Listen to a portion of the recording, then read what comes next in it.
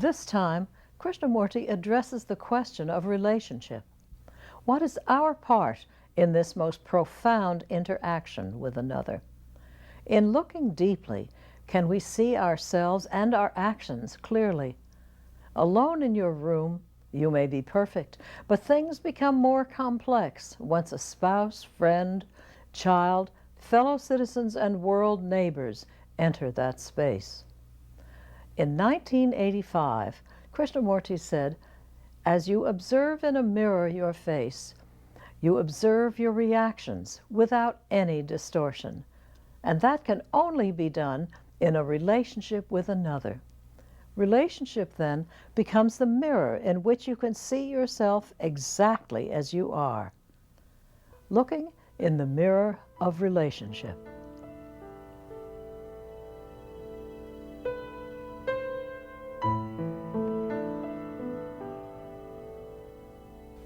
Life is a movement in relationship. You may meet in bed, but each one is pursuing different lines. That's like two parallel lines never meeting. And this is called relationship, in which there is no actual sense of love. So why do human beings so technologically intelligent, such extraordinary capacity and energy,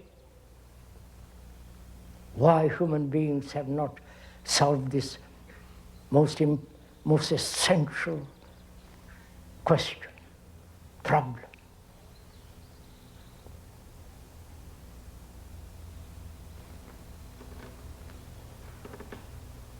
You may meditate, you may seek enlightenment,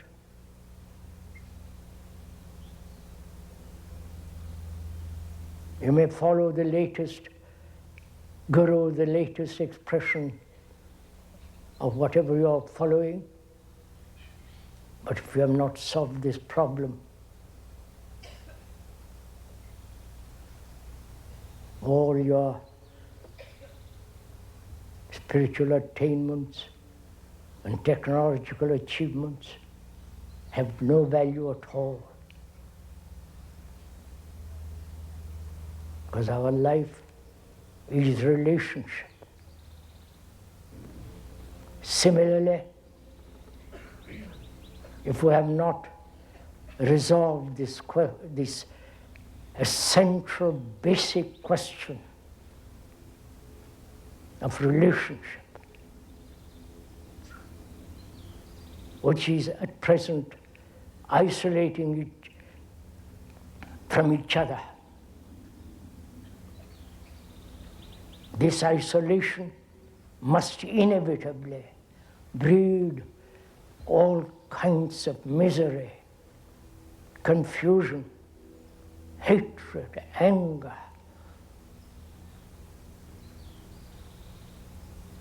So is it possible to have a relationship in which there is no conflict whatsoever?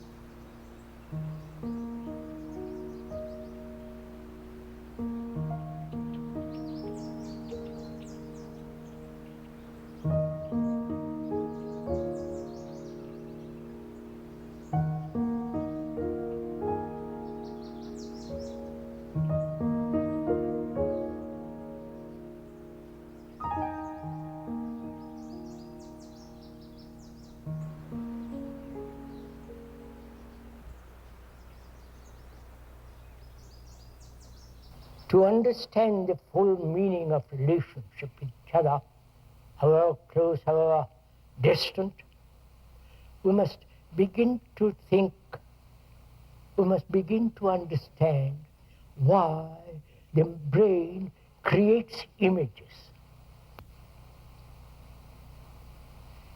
I hope we are following each other. Why we have images about ourselves and images of pictures about others. If you have an image as a Swiss or a British or French and so on, do not those images not only distort our observation of humanity, but also do they not separate? And therefore, wherever there is separation, division, there must be conflict. As there is conflict going on in the Middle East, the Arab against the Israelite, the Muslim against the Hindu, the Christian against all the rest of the world. Is it possible not to create an image at all? You understand? That is, not to record an incident which may be pleasurable or painful in that particular relationship, not to record either the insult or the flattery, the encouragement or discouragement. You follow? All that is taking place in our daily relationship, is that possible not to record at all? Are we meeting each other? Because if the brain is constantly recording everything that's happening to it psychologically, then it is never free to be quiet. It can never be tranquil, peaceful. If the machinery is operating all the time, it wears itself out, which is obvious. And this is what happens in our relationship with each other. Is it possible not to create an image about each other? Because that image, the remembrance of things past, which is the image, divides people. It's not only the image, but if I'm ambitious, competing,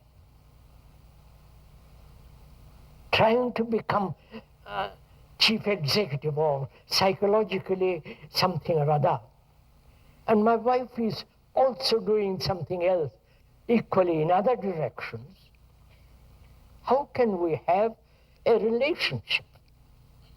You understand my question?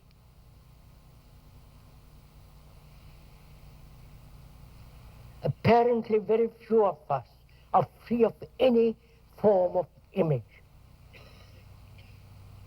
The freedom from image is real freedom. Right? Because then, in that freedom, there is no division brought about by images.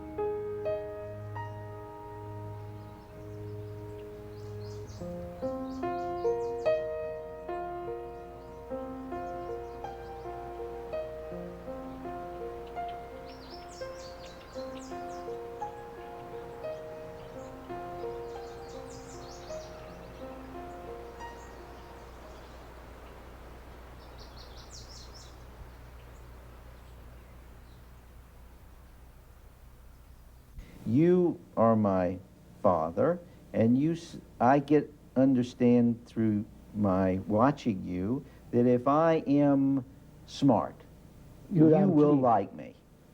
You see, the child you talk about depended on the image that his father loves him.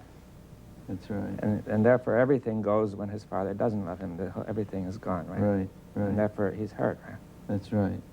Do you impose an image on the child? Because you are bound to, because you have an image. You're trying to. Yeah. You have to. Well, no, you're working at it, and the child picks it up or he doesn't pick it up. Because you have an image about yourself, you're bound to create an image in the child. That's right. Yeah. That's it. You follow, you've discovered. Yes. See, if the steady process of building an image didn't occur, then there would be no basis for no structure to get hurt. You see, that's the. Mm-hmm. See that. In other words, the pain is due entirely to some psychological factor, some thought which is attributed to me. You see, in saying I am suffering this pain, Mm-hmm. and whereas I was previously enjoying the pleasure of saying my father loves me, I'm doing what he wants, right? Mm-hmm. Mm-hmm. And now comes the pain, I'm not doing what he wants, and he doesn't love me. So if you're this way, I'm with you. If you're not that way, But you see, society is doing this to every human being, right? Church is doing it. Churches, religions, politics, everything, culture around us is creating this image. I'm a Catholic, I'm a Protestant, I'm a Hindu, I'm a Zen monk, I'm this, I'm that. You follow, they're all images. right? If there is an image of that kind, how can you have love in all this? Well, we don't have an abundance of it. We don't have it. That's right. See, suppose the parent and child have images of each other, Yeah. and the relationship is governed by those images. Now, the question is whether that is actually a relationship or not, or whether it's some sort of fantasy of a relationship. As long as you have an image about yourself, you have no relationship That's right. with another. All we know somehow or other is images and image making and thought. That's all we know. But we never said, can it stop? We've never said, can it stop? That's right. We never said, for God's sake, if it doesn't stop, we're going to destroy each other. The Arab has his image, the Jew, the Hindu, the Muslim, the Christian, the non, you follow? Right. Communist, it's this tremendous division of images, symbols, Yeah. all the rest of it. Yeah. If that doesn't stop, you're going to have such a chaotic world. How can it stop? Not how. Then you enter into the question of systems, mechanical process, which is part of our image making. If I tell you how, then you tell me the system, the method, the practice. I'll do it every day, and I'll get the new image. Yes. Now, I see the fact that's going on in the world. I got it. I'm with you, yeah. Fact, not my reactions to it, not my romantic, fanciful theories what you should not do. It is a fact that as long as there are images, there is no going to be peace in the world, no love in the world. Whether the Christ image or the Buddha image or the Muslim, you follow, there won't be peace in the world. Right? I see it as a fact. Right. Right? I remain with that fact.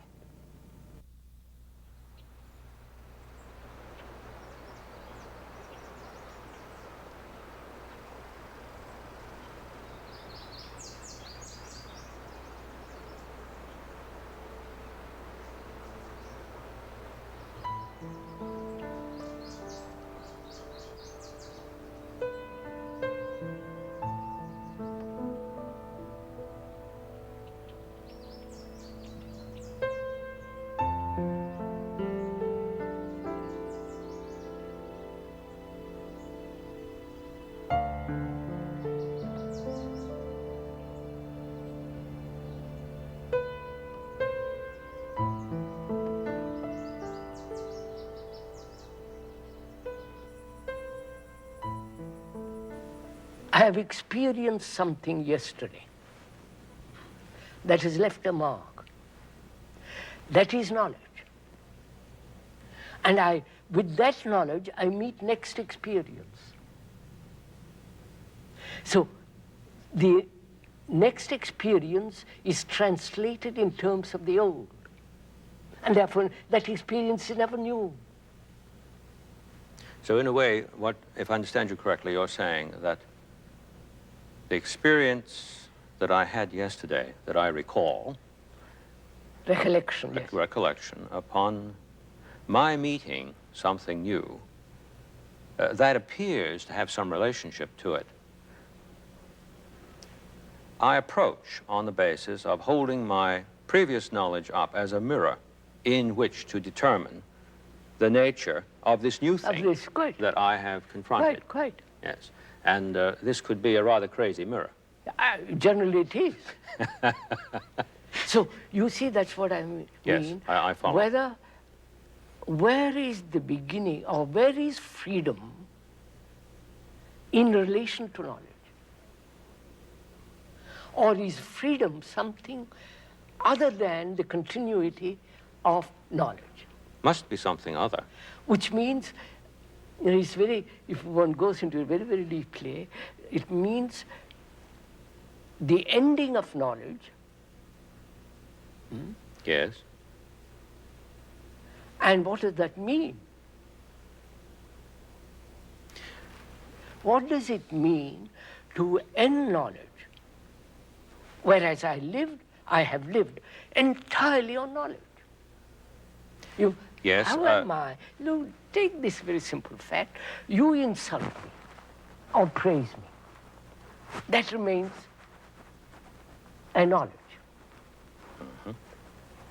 With that image, with that knowledge, I meet you. I never meet you. The image meets you. Exactly. Therefore, there is no relationship between you and me. Yes, because between us, this has been interposed. Obviously. Yes. Therefore, how is that image to end? Never to register. You follow? I can't depend on someone else to end it for me. Therefore, what am I to do? How am I? How is this mind, which is registering, recording all the time, is the brain, function of the brain is to record all the time. How is it to be free of knowledge? When you have done some harm to me, personally or collective, whatever it be, you have insulted me, you have flattered me. How is the brain not to register that? If it registers, it's already an image. It's a memory. And the past then meets the present. So, what place has knowledge in human relationship? Knowledge in the sense, past experience, tradition, image. Yes. What has the observer, who is the observer, all that is the observer, what place has the observer in human relationship? Has the observer any place at all in relationship? I say no. The moment he comes into existence, in relationship, there is no relationship. The relationship is not. Is not. That's It's right. not something that is in disrelationship. Yes, that's right. We're talking about something that in fact does not even exist. This division is the factor of real violence and hatred.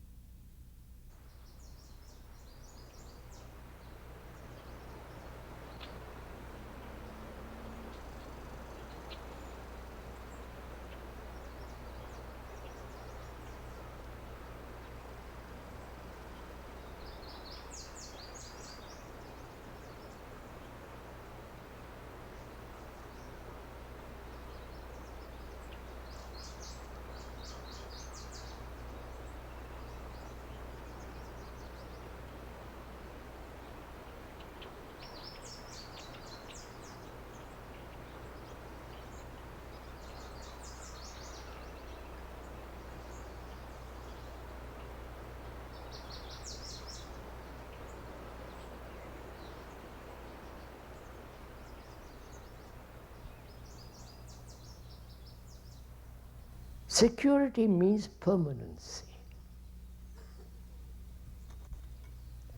And is there anything in life permanent?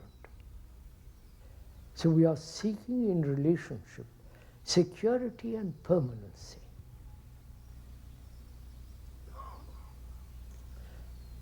That very concept, and please listen to this for a minute, that very concept of demanding security and permanency is translated as attachment. Right? So there is a deep attachment to another. It may be for a month, for a week, or 50 years. And during this state of attachment, there is all the conflict of jealousy, suspicion, fear, gain and loss. You know all this, don't you? Suppose the speaker or you have not this sense of security and permanency. That doesn't mean anything. Suppose. Then what is relationship? You understand? Permanency and attachment, and with all its pain and pleasure and anxiety and fear, is not love.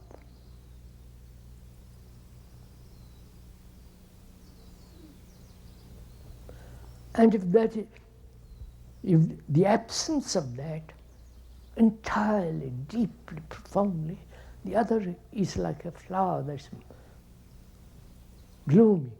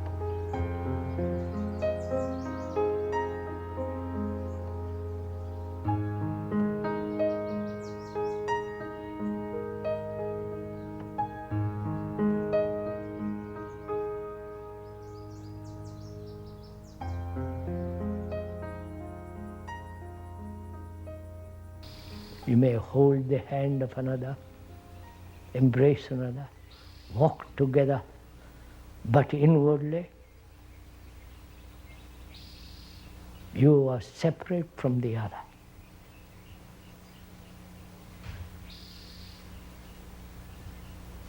That's a fact. Do face it.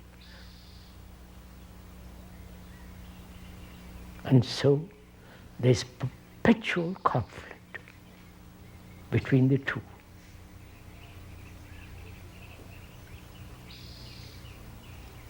And one asks, is it possible to live in relationship with another without conflict? Is our relationship based on memory?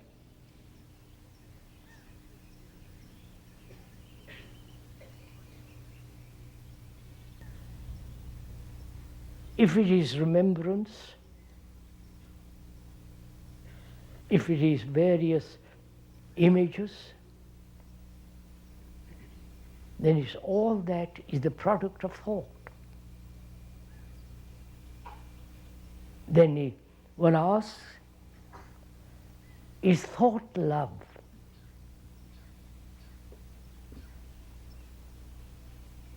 Do please ask these questions of yourself, not that I'm prompting you. Can there be peace between human beings?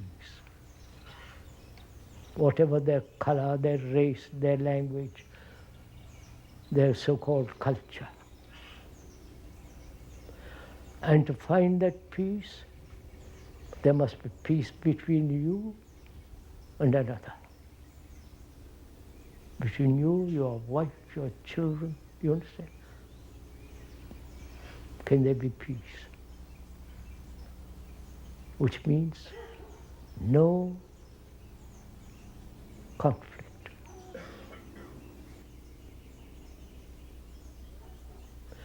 Where there is no conflict, there is something far greater than the activity of thought.